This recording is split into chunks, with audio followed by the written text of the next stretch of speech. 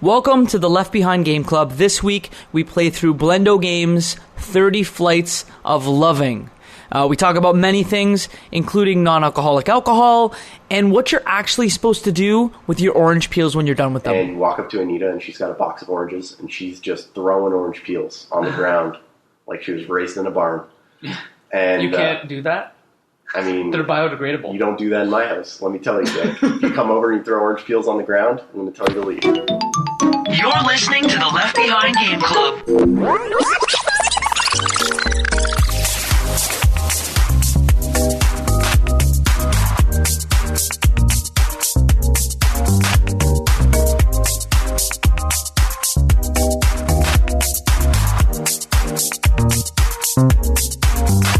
Welcome to the Left Behind Game Club, our never-ending attempt to make sure that no game is left behind. I'm your host, Jacob McCourt. Today, I have 3 friends. How did I get 3? I thought I only had 2 friends.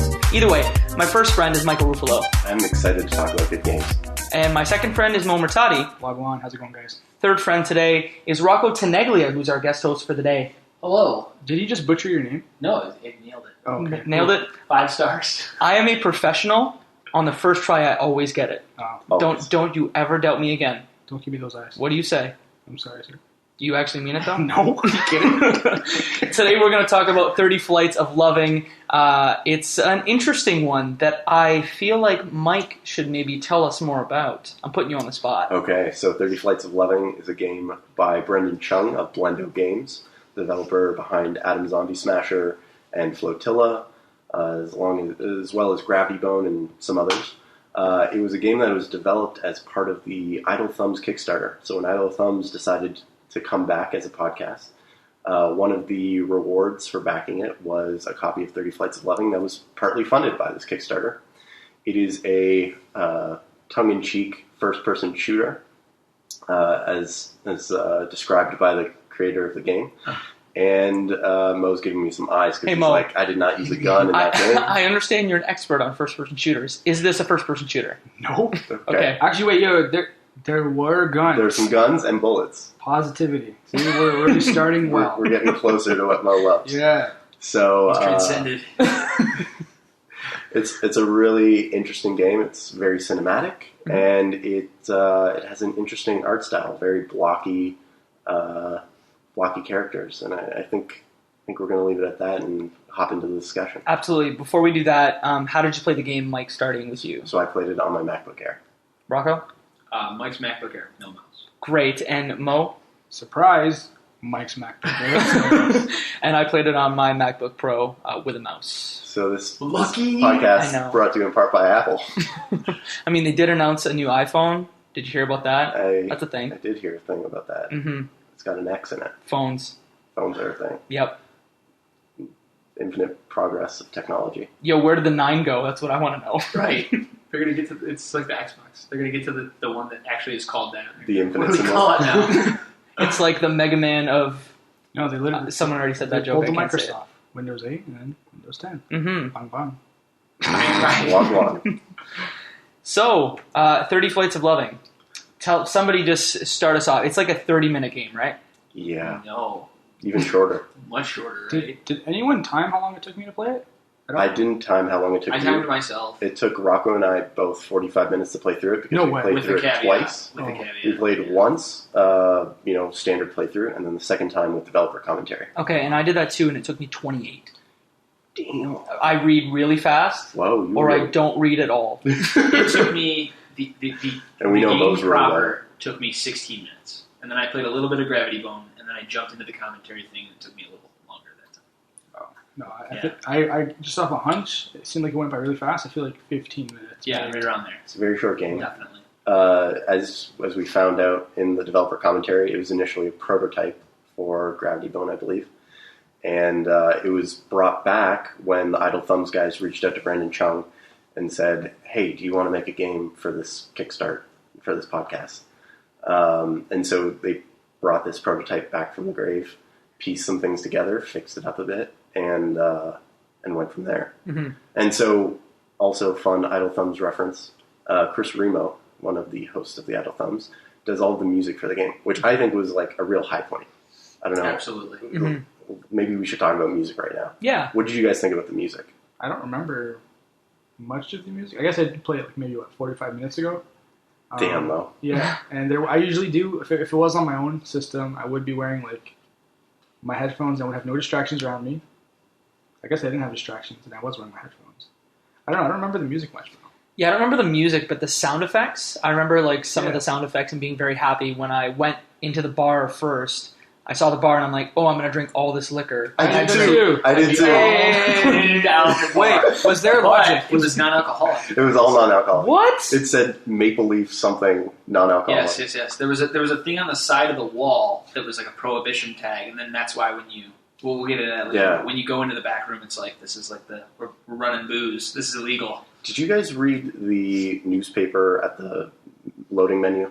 No. Oh, okay. So the loading menu, when you decide whether you're going to start the game, go into options, or quit, there's a newspaper that surrounds all of that. Yeah, okay. And all of those options are within essentially an ad panel on the newspaper. And it really sets up a bit of the world. Very David Foster Wallace-esque.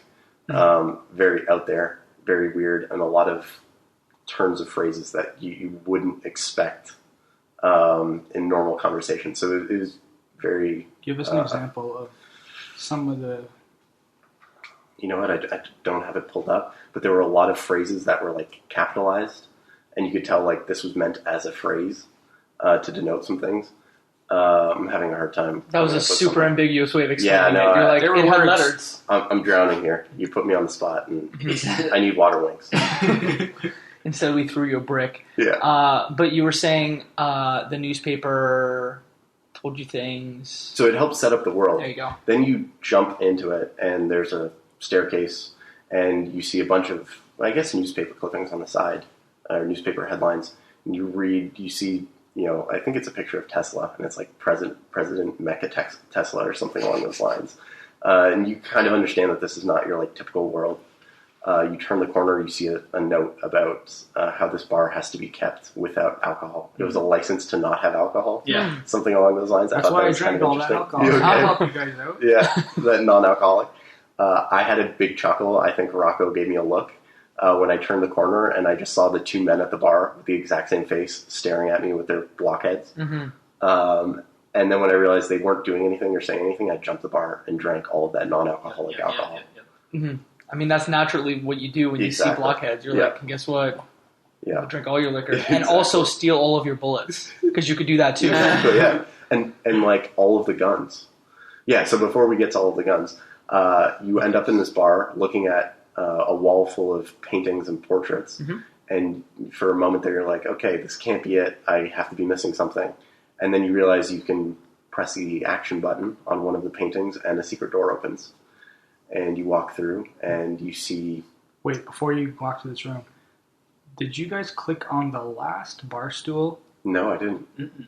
No. Did it do something? The one bar stool that the guy was sitting on, the customer, I guess, when you click it, it moves away into the bar and comes back out.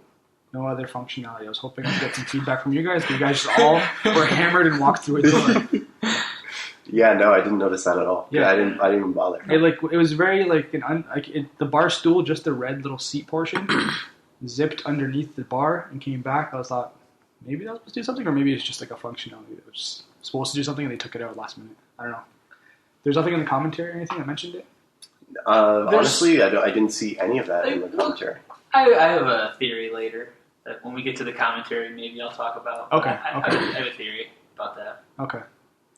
Could be So once you open up this secret door, you walk through, and correct me if I'm wrong, but it was like water falling from A pipe, right? pipe. Yeah. And the developer commentary for that was like really cool because Brendan Chung talks about how if you want, it wasn't actually a tall vertical space. They just made the dots shorter and shorter distance, so it perceived as if it was a larger space. And he says like, if you want some cool tips about how to like trick people with perception and stuff, go check out Disneyland and Or casinos, he said too, right? Yeah, I thought that was very interesting.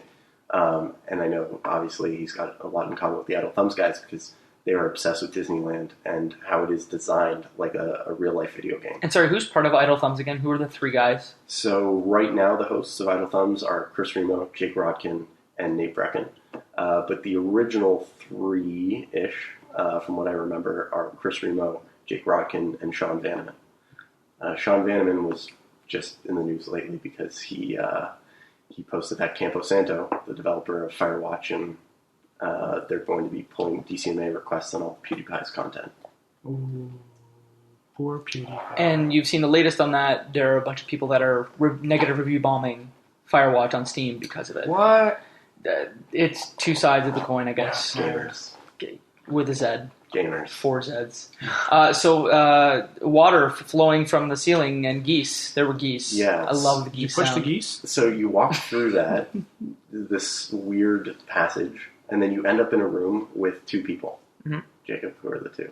Maria, Anita, Close. and the dude. William Borges. Borges. Like the author, right? Borges. Borges. You like William S. Burroughs? No, Borges. the magical realism author. Oh, okay. Yeah. He's a Colombian author, wrote, I think, The Labyrinth. Mm-hmm. He was, hugely influential. He's the demo man, is he not? Yes, so William Borges is like the demo man. Mm-hmm. And you get these really cool vignettes, and it's the first time you get jump cuts in the game, where you go up to them and you interact with them, and then you get these very quick three vignette stories of what they do and what their roles are. Mm-hmm. It's actually 4 or 5. It's Oh, it really might be 4 or 5. Yeah, very quick. Yeah. But you understand that I think Anita is the demolitions. She's mechanic. Is she the pilot or is William the pilot? I don't It almost remember. doesn't matter. Right, it doesn't matter. Because the whole point is, like, it's such a short time. It's like, all right, these are, like, the cliche things that you do in a heist. Mm-hmm. And it almost doesn't matter, like, you notice that you're part of it, but, like, they've already taken up all the jobs. So, like, there's, like, nothing that your character could be doing. Like, are you, like, the brawn or whatever? But it just shows that, like, all these jobs are happening. So, like, it very quickly says, we're criminals. And, like, we're good at it. Right, yeah. And you learn, I think, very quickly that, like, oh, there is something way more to this situation than what we're led on. There's a trap door, a secret door. There's a plane waiting.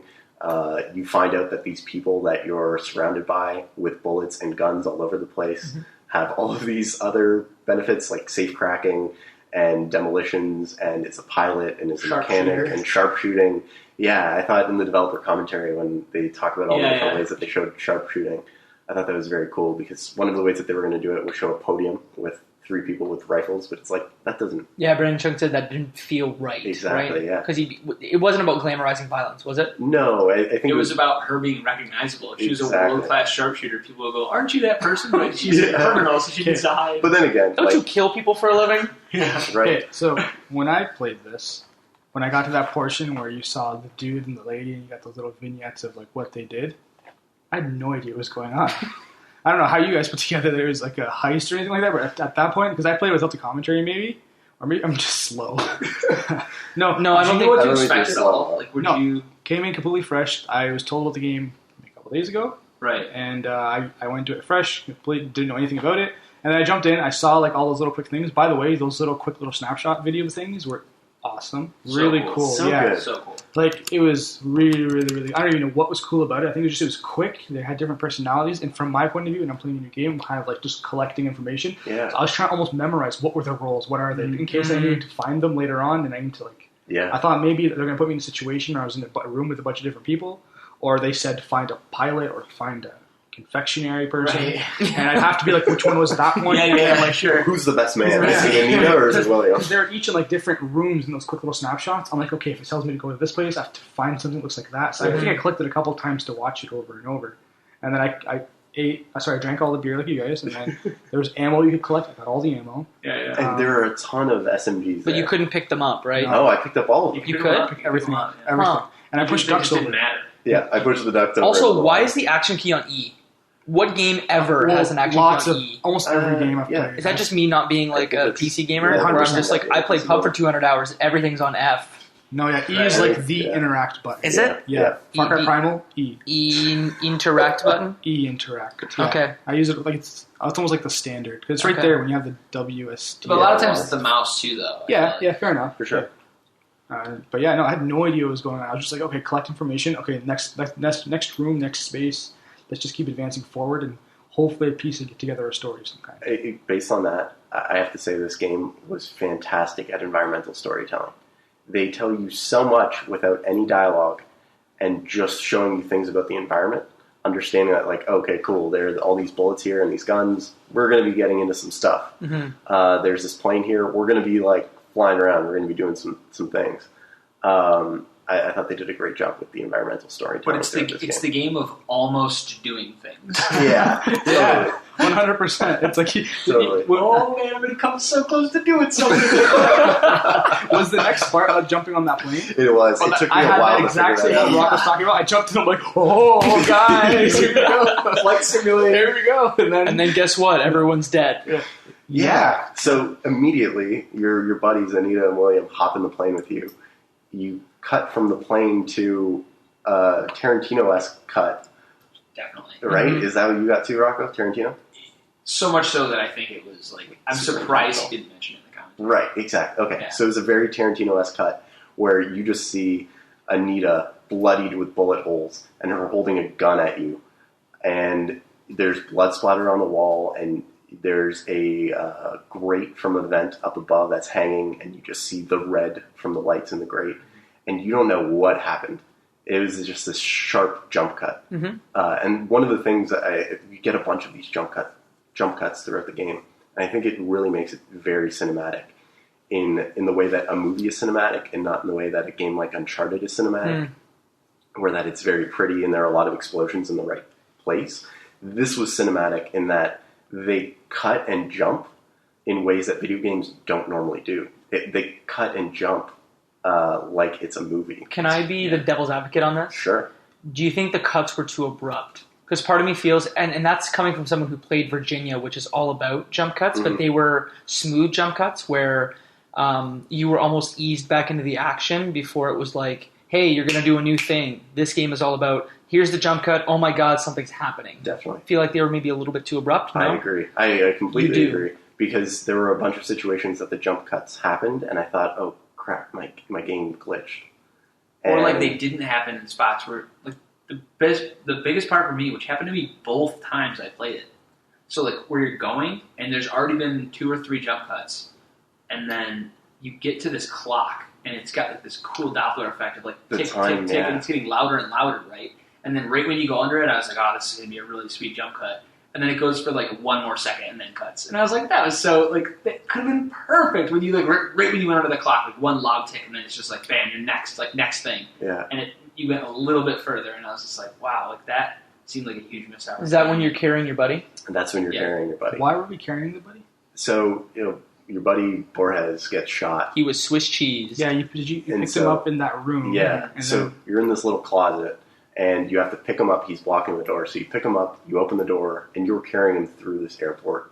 And so you run through a bunch of traffic of people just running in every direction. Yes.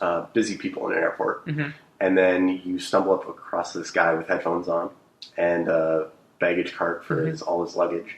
And you throw the baggage off, and you put your buddy on it, and then you start wheeling him around this Zoom airport. around there. random thought. This game was like a dream. Not my dream, but like in general. I completely Made agree. 100% like a dream. Snap cuts, different random things. You're carrying a guy through an You airport. can't remember how you got to where you were. Yeah. That's Inception, anyone?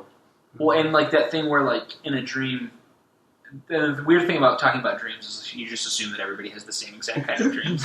But like where like you walk up to a house and it's like almost like you're dreaming, and it's like an establishing shot, and then you go in the front door and it's a different house than the one, like, you ever Right, had that? right, Like yeah. when you're like, I'm going to my house, and I open the front door and I'm home, but I'm inside my friend's house, and that's kind of what the game felt like too. Like every time it does a jump cut, you're like, all right, I'm in a different place, but it's like the same place, but it's kind of a different area. You know that it's the same location, but just in a different part. Yeah, like which flight of loving am I on? Yeah. The 10th flight?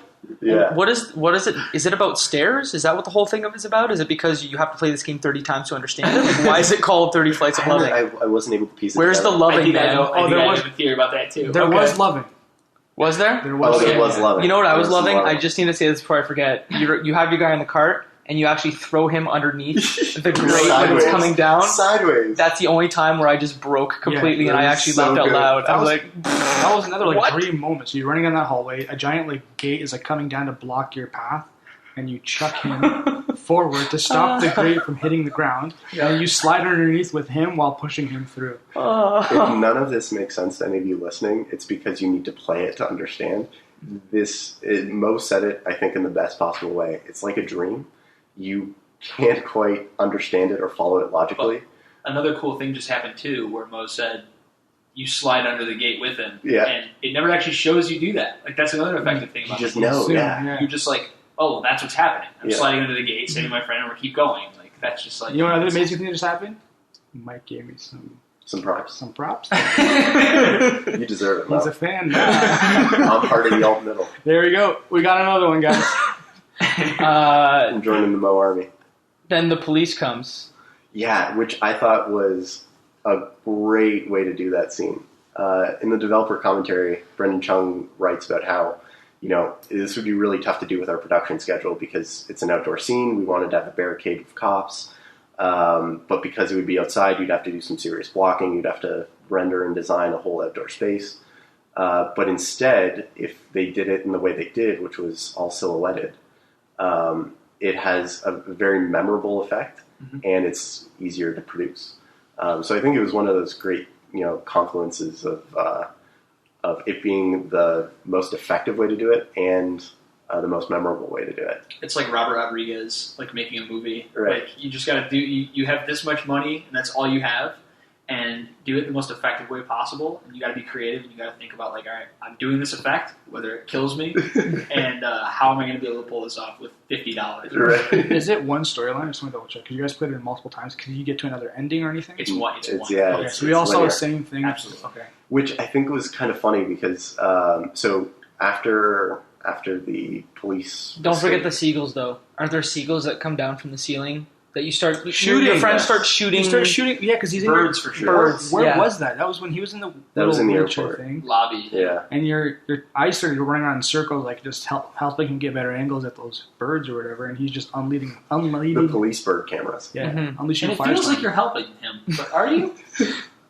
Because I wish I was. The developer commentary was really good for that. I'm like, because yo, I it says- got 15 guns and 1,000 rounds. That's Like, exactly let how me I felt. play the game. That's exactly how I felt. I felt like there were no stakes because it was like, I know that there's no way I'm dying in this Mhm. because I have no way to shoot and help Yeah. out here. Yeah. And it All would these be- guns are in my cargo pants that are just the Exactly. largest pair of cargo pants you can ever I get. felt like I was helping him. I was giving him good angles. I don't even know if there's any if I was helping him. But The first time I played it, I was like, let me make sure you get some good angles. And then the second time I played it, I'm like, I'm just going to stand in the middle of this room until all of these Oh, police bird really? cameras are dead. oh no, I moved around like literally backwards with him facing the birds and going in a circle to make sure he got them all. I smashed the number buttons trying to get my gun out. Oh yeah. Let me play. oh, wouldn't Dude, that that have was been the Counter-Strike. best? It's been great. That's another moment, Rocker, where the things start coming out. You're like, oh, we're gonna Here shoot. we go, man. Here we go. No shooting. Almost doing something. The next couple hours of this game are going to be really great. 2 minutes later. Okay. And then there's a car chase and a wedding. What happens Well, first? But before the wedding, okay. Yeah, so we you- jumped all over the place, just like this game. Yeah, a lot of jump cuts. So you wake up in this apartment. There are 3 mattresses on the floor. Right. And you walk up to Anita, and she's got a box of oranges, and she's just throwing orange peels on the ground like she was raised in a barn. And You can't do that? I mean, They're biodegradable. you don't do that in my house. Let me tell you, Jake. If you come over and you throw orange peels on the ground, I'm going to tell you to leave. I'm more of a clementine guy myself. Okay. hmm Similar policy applies to clementine peels. Yes, but All they're, citrus. but they're the Spanish orange. They're narañas. Narañas? Narañas? Okay, I probably butchered that, but that's cool. I love clementines. mhm. Anyways, so this is where I made a serious mistake because I didn't understand that you needed to click to peel the orange. Carry the orange with you. So I carried the orange with me the entire game. Oh, yo, I did the exact same thing. You serious? I thought it was part of it. I'm like, what are we doing? What are we Yeah, doing? me too, man. I was like, when am I going to get to use this orange? What? Yeah. I realized I horribly screwed up. Second playthrough, ate that shit right away. Because you go to the party and you guys bring in a cake and you're like, I'm bringing this orange. And then you start doing the drink after drink with Anita. Yeah. Do you still have the orange? And I still have the orange in my hand. You're just like All these drinks are piling up. I'm like, you should eat this orange. Yeah, You're going to be wasted. When did you eat the orange the first playthrough? Never. I never ate it. I did get to a point where I was like, oh, I just need to click. I don't remember And see, what I it ate was. like 3 or 4 of them. Listen. I'm just Oh, like, you what have needs more to than happen? one. Because I didn't realize that's the place that got me caught. Is I'm like, where do I have to go? Do I just like click the orange? Then I jumped off the world, and I'm like, Did you maybe go I up or down the Did you stairs? die? no. Well, you die, but you go immediately back to where you peel oranges. I never died. You can. No, I had like a smirk on my face when I finished the game because I ate the orange. Once it said like the end and you're like kind of riding away in the sunset, I was like, it says press escape to like quit the game. So I press escape. And I'm like, I feel like it's not done yet. Let me just keep playing this game. So I didn't like click escape. I went back to like that motorcycle view. Yeah. And all of a sudden I started clicking on the orange. I started eating. I'm like, oh, these guys didn't do it. These guys definitely didn't eat this orange. It was definitely unlocked now when you go back to the game. So I was waiting until this podcast was over and be like, guys, did you guys eat the orange? Yeah. Eating a crushed my spirit. delicious orange while learning up the Bernoulli principle. No, way after. At the very, very Okay. last bit of it. Did you guys go down the stairs to the wedding or up the stairs? Up. Okay, Up. you all went up, right? If you go down the stairs, it's hilarious. There's a little fun developer commentary thing. There's curtains, right? There's curtains. Okay. And he's like, so this is like a very clear way to make sure that, like, to poke fun of the way that the game's linear, because there's a sign that says the stairs are broken. And if you look down the stairs, there's this one stair that's flapping up and down, up and down. I think I saw that. Really I funny. thought that was so funny. That's great. Really It fun. was so dumb and, like, my favorite kind of dumb. Yeah. And then Definitely. and then you go up to the wedding, and there's some cool people dancing. And I thought the like audio design of walking through the tables and crowds of people talking was great because like it's enough real chatter of people talking, but not clear enough that you can hear what they're saying or piece together any conversation. So I thought that was great. And then you go over to the table with Anita and Borges, and you hit the interact key and you start doing shots. And then people get on the dance floor, and then they start vertically shooting up as the world gets blurrier and blurrier as you're getting more and more inebriated. Mm-hmm. I thought that was a great effect. But it's non-alcoholic. So how are you getting inebriated? No, so that was What? alcoholic. What? Where did the booze come from? No, the booze was on the table there. Because you know we're smuggling. Yeah, We're at the smuggler wedding, yeah. and yeah. So the booze had funny names too. They did have funny names. Do you remember what they were called? I think one was Hammered and... One was like Moonshine, but it was something else. It was called like something else Shine. Or Okay. something else Moon. I can't remember. Anyways, I thought there were a bunch of really clever names in this game. Nothing made me laugh out loud though. A couple things made him like he was like actually laughing in a couple parts, but for me it was mostly just like, oh, that's funny. That's funny. Definitely some clever stuff for sure. Yeah, I definitely thought there were some good, like, laugh out loud moments. Mm-hmm. What was another one you had? Because besides like throwing my compartner underneath the gate, that was the only time I laughed out loud. I laughed out loud when I turned the corner and I saw the barkeep and the person at the bar were the exact same person, Mm-hmm. and they were just staring at me with their big cube heads. Mhm. I thought that was hilarious. Mhm. And I feel like timing wise, the other laugh would have been when you were slamming the beers and the people floating in space. I thought that was hilarious. Yeah, I think. I thought I was watching La La Land again. You didn't love La La Land, did you? I really love La La Oh, Land. did you? Okay, Uh-huh. good, because I love La La Land. Mm-hmm. I've gotten into some serious arguments with people about La La Land. It's good. It's so good. I La La cried. Land is whack. I cried. Mo, get out of here. Leave. Hey, Mo, you know what sucks? Don't you do it. Lord of the Rings. Always trying to break my heart. Mhm. Don't you do it? Yours has to break your heart, see? I Gangster Gollum. 40s gangster. Nobody saw my hands. It's like, Oh no! I saw the hands. I wanted the Jacob public was to throwing tell. up. Sorry, Gollum was throwing up gang signs there. Yes. Peace to all my brother. Yes. It's like a wicked witch of the west or something. What was the name of the Fun Cut? Was it Fun Cutter? Was on the Yeah, boxes? yeah, I think so, yeah. Fun Cutter. So that was the term that they had in development for any cool concept or feature that they wanted to add that had to be cut because of like schedules and actually getting this game done on time. So they said, "Oh, great! Now we got to bring out the fun cutter." So they had boxes of that at the wedding. I thought that was great. Yeah. I didn't see that. That's cool. That's funny. I can tell you found it hilarious. So funny. Yeah. So then, after that, where did we end up? Car chase? Car Yeah. chase? Was Bullets? it? Yeah, car chase. Oh, Shooting a bullet. the bullet when you follow it. Oh no, sorry, Anita. Anita brings you back to bed. Yeah, she does. There's a very drunk wasted. walk. Yeah, And that's the loving part. 30 Flights of Loving. Because you have to climb 30 flights of stairs. There you go. Dang. Yeah. So then this game gets weird, and I mean it gets even weirder. Yeah. You end up what I would consider the end of the game after a police chase, and Anita's looking at you, shooting out hearts from her mouth, and you end up crashing into a vehicle. And as you crash through that vehicle, you end up in this essentially museum. And you just see this big, like, Blendo game sign that says, like, the end. And you're in the credits. And you're in the credits, yeah. So you see a bunch of signs thanking Chris Remo for the music and other people on the team for developing it, and the Idle Thumbs guys for sponsoring it, and all of these different things. But then you end up in this... I don't know where it came from. I don't know why it's there, but I kind of loved it. The Bernoulli, what was it? But Principle, before right? you even get to that one, that little credits way of doing things was really cool. Extremely satisfying. I like that. Why can't who has ever watched or looked at credits or cared about the people that really made the game? Not that many people. But if you did it like that way, where it's kind of interactive and you're just walking around, even if you have like art of the game like floating around, like did you play that one Call of Duty where like at the end you can like go into you can see like different like I can't remember if it was like the Spec Ops like section or something, but you'd walk into this museum and you could see all the guns in the game. You can pick them all up, and I think there was like a zombie level. I totally know that. You know what I'm talking about? Yeah. That was awesome. I sometimes when I play the game, I just went to that level and just checked out the art and like picked up all the other guns and did all I think that that was stuff. Black Ops, right?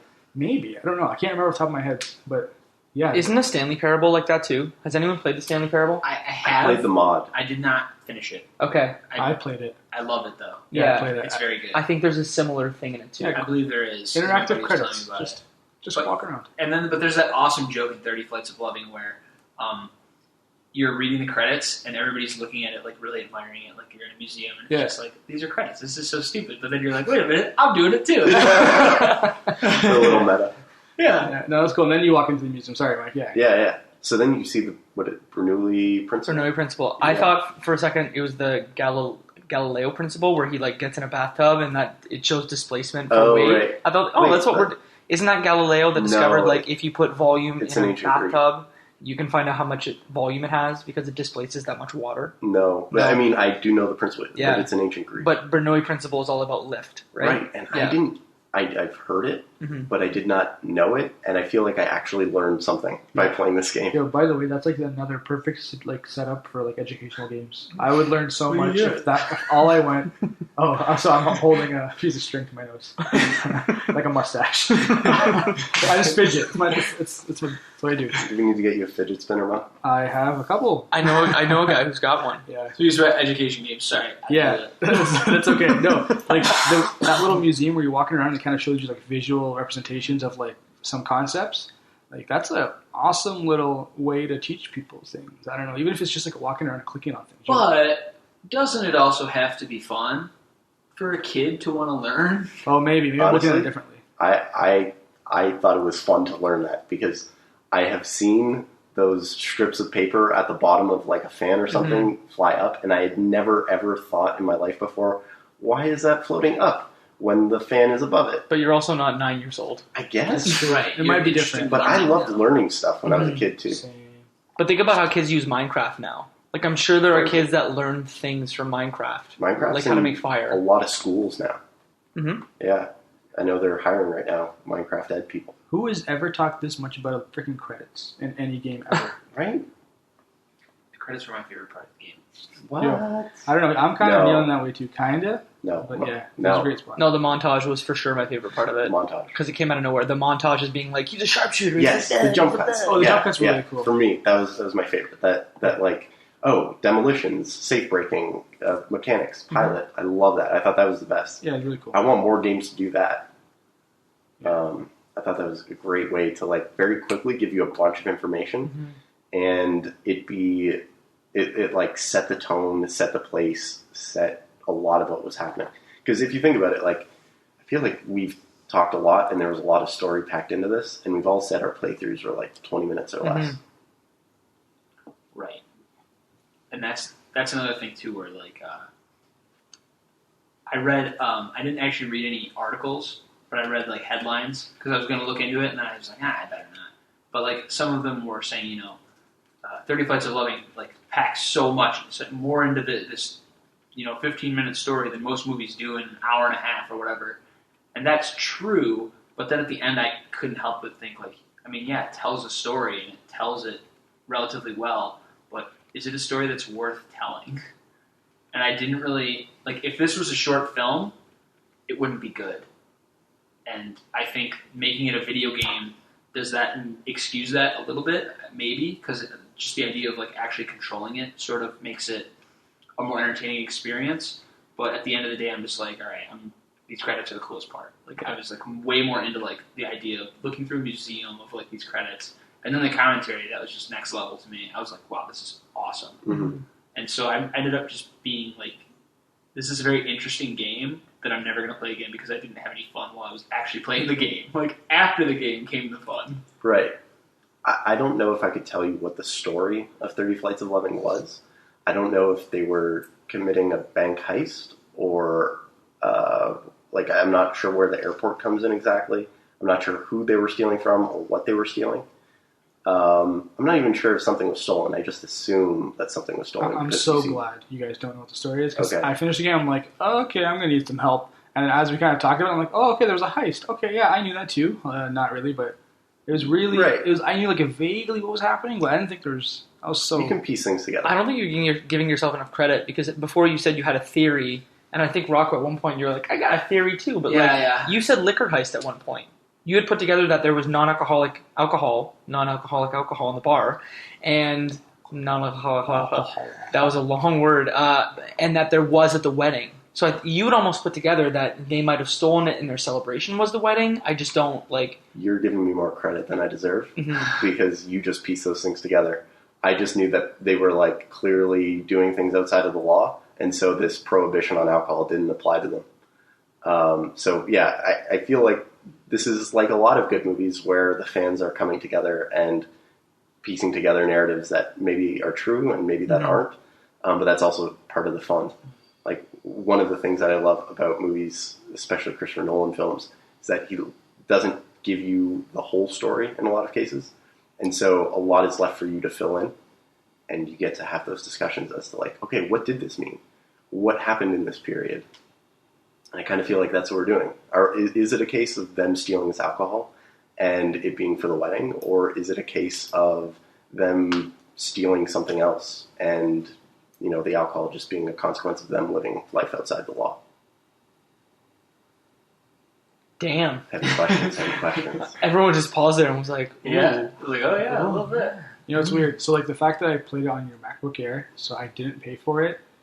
First of all, when I first you told me about the game, I kind of did that quick little search to see what was going on. It had really mixed reviews. People were like, oh, this is a waste of time, don't download this game. Some people were like, oh, they do some really neat stuff. You see, they're a masterpiece a lot, too. Yeah, but then other people were like, nah, it's not. Don't. Some people are literally don't believe the positive reviews. This isn't something that you should be playing.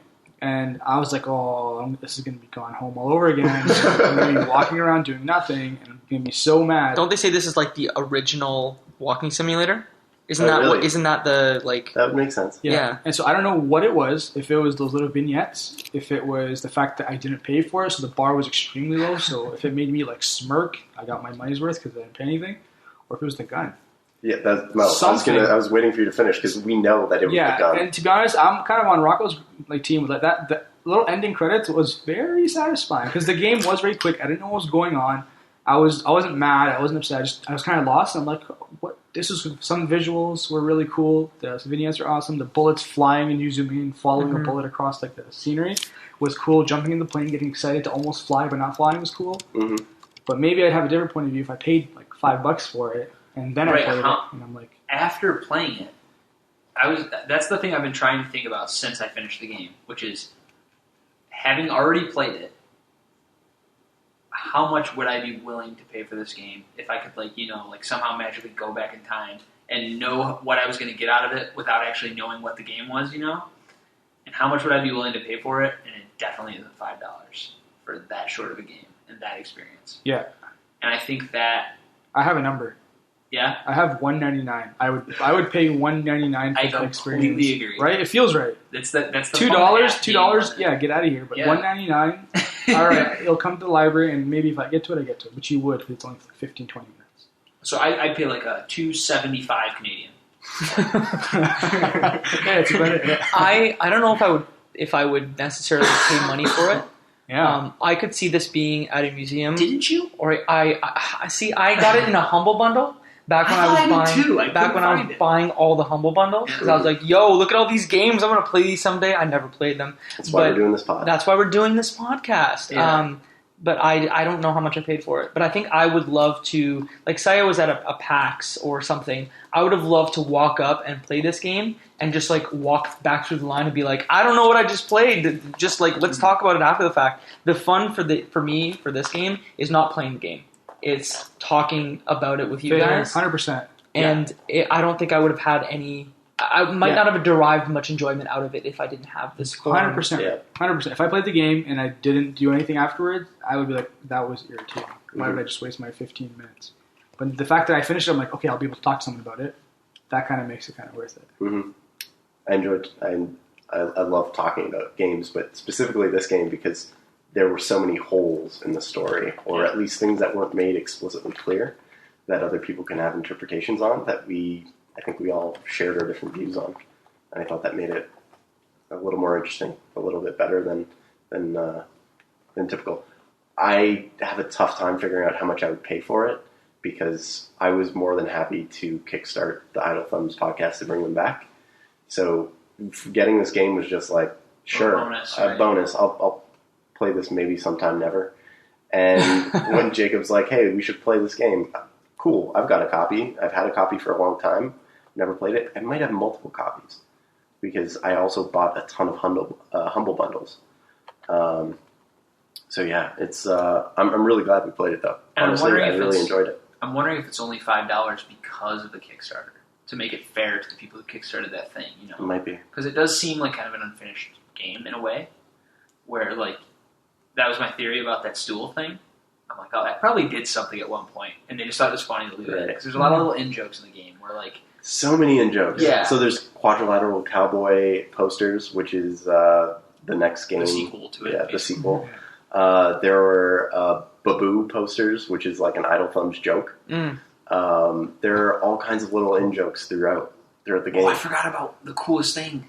What is the coolest thing? It was How something... can you forget what the coolest thing is? I forgot about it, and it made me so happy when it was happening. Because it wasn't like a gameplay thing. It was just a purely visual thing. When all the ads flipped over to wanted posters. I thought that was so good. Yeah. So cool. I feel like I've seen that before, but yeah, it's cool. Yeah. It's in like a Minority Report or something. Yeah, it's like a movie that does it really well. But it was so cool, like the way that it did it. Yeah, you're walking I never saw down- that, so maybe that does it too, though. I think it does. I have a super hot take about the game. This would be the best thing that you would ever find on eBombs World or Newgrounds.com back in the day. 100%. Frog Fractions. That's exactly where my mind went, and that game is $0. I was going to say, Frog Fractions is free and is top 10 experiences I've ever had playing a game. Like that's where I put my $5 is cheap, but Frog Fractions was free. So you got to keep that in mind. And have you guys played Frog Fractions? I honestly, it's one of those holes in my. Which one is legacy. Frog Fractions? I feel like isn't like what Putting that one in the book. Yeah. Wait, isn't it taken down? No, you can still. I played it as recently as 6 months ago. Oh, Yeah, I'm in the same boat and as I will you. go back and play it. Mm-hmm. I wonder if we got Frog to it the same Fractions way. was a game that was Those documentaries framed on YouTube. as an educational math game, and then as you I played this progress, game. I played this game. I put hours into this game, I'm pretty sure. Really fun. Yeah. But did you play Really it? fun. Did you put hours into it? No, I probably put like 5-10 minutes and then I was like But I did was you? like, why do I want to do math? No, yeah, I remember it's I either played it or I saw like some kind of viral video about like how addicting it It was was, that documentary. and then it gets pretty. Was Had it? to be right. What were those called? Do No, you remember? no clip. No Clip. That Danny Yeah. O'Dwyer did a documentary about them. Gotcha. Discovering Mystery. I think I've referred to it on a separate podcast about Splunky, that game, and Right. Doom?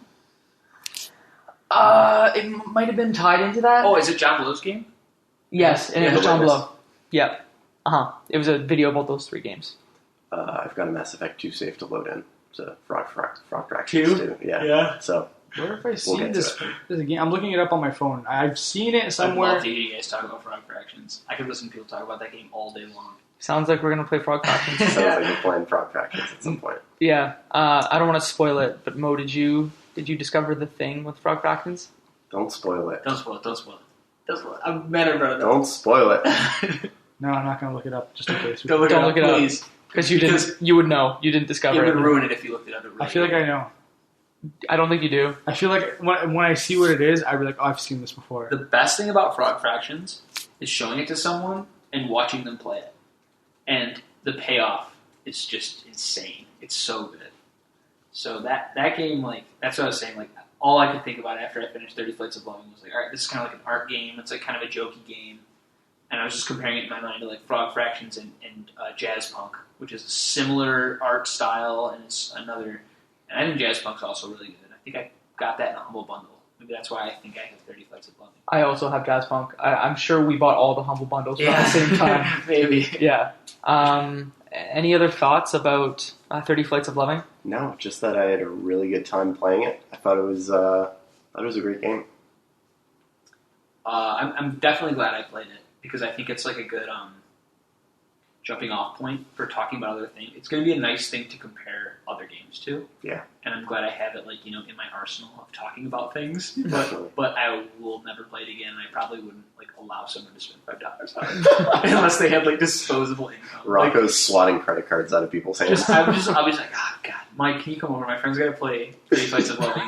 Just Bring bring your your laptop. Just pass it around. I can't, in good conscience, let him pay the money to play this game that I played for free, and yeah. Yeah, exactly. And this thing's based off the Quake 2 engine, is it not? There were 3 engines or different development tools that I saw in the credits there. I did see a Quake 2 engine. I think it was a mod on the Quake 2 engine. And, Mo, what do you think about this game? Meh, it's good. I'm glad I didn't pay for it. I came into it wanting to hate it because I thought I was going to be walking simulator, but pleasantly surprised that I enjoyed it. I can't believe your lack of disappointment with not being able to shoot one of those. There were guns. Beautiful guns. No, there were amazed. guns. There were guns. There was Just shooting. the fact that, see, that's worse though, right? You liked that they existed, but like There's no interaction? They literally let you pick them up and load them, Defies and then Chekhov's made the gun. sound. It absolutely does. Yeah. And that is a satisfying sound. Yeah. It is, man. Oh God, I love it. Mhm. Yeah. It would be even worse if they like showed you loading it, like Men in Black style, like the load up, That'd be cool. and then you just don't use it. So, Rocco, I hear that you like to submit reviews about things on the internet. Yes, I only write reviews for my very favorite podcasts. And what would those podcasts be? I understand This American Life is a podcast. Yeah, I've heard a review of that. Serial is a podcast, too. Yep, I write reviews for all the greats. Is about and the greats? There's another one called Left Behind Game Club that I wrote a review on. Don't know that one. It sounds amateur. Tell us about it. It's a 5-star podcast. No way. Really? Yeah. So what It's should up there people with do? Radio Lab, Comedy Okay. Bang Bang. I just lists podcasts for Good. 45 minutes. So what should people do if they agree with you that it's a great podcast? And Rocco does not have a gun to his head and being asked this question. He's Well, saying it pretty good. I mean, Rocco might not be able to get back to the States tonight if he gives the wrong answer here. Rocco, what should they do if they think it's a 5-star podcast? Well, they should go on iTunes. They should leave a 5-star review. And my name's Angry Alvin, and I'm angry, Who and keeps letting this angry Alvin in? and this podcast stinks, especially that new guest Rocco can't even pronounce his last name. What do I do with my review if it's 3 stars, Rocco? If it's 3 stars, you write it on a piece of paper, and you think about it for a week. And you think about it, and you think, like, is it really 3 stars? And then you realize, like, no, I'm cool. I'm a cool guy. And then you write a 5-star review on iTunes. That's actually very helpful, Rocco. Why are the other hosts not as helpful as you? See, Alvin's going to come around, you guys. You just got to give him some of that American charm. You're right. That's it. We're too Canadian for it. For Because Alvin. people definitely say American charm over Canadian charm. Yeah. Oh, we're very polite, actually, over there. over there. I don't really know what direction it is from this place. And I think that's the show. That's the show. Angry Alvin just left in a huff. You know what? He actually seemed happier than when he came in. I think it was Rocco's dulcet tones. It's that northern hospitality. And his great directions on what to do if he thinks the podcast is worth anything less than 5 stars. Michael, hello. Hello, Where Jacob. can people find you on the internet? Find me at Ruffolo on most places online and michaelruffolo.com. And Mo, where can people find you on the internet? You can find me at Murtadi.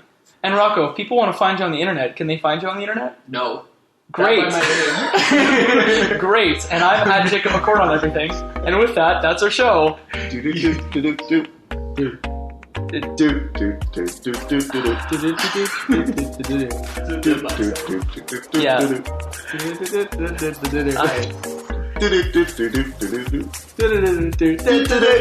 I thought this bit died last. It did, yeah. Yeah, you guys just killed it.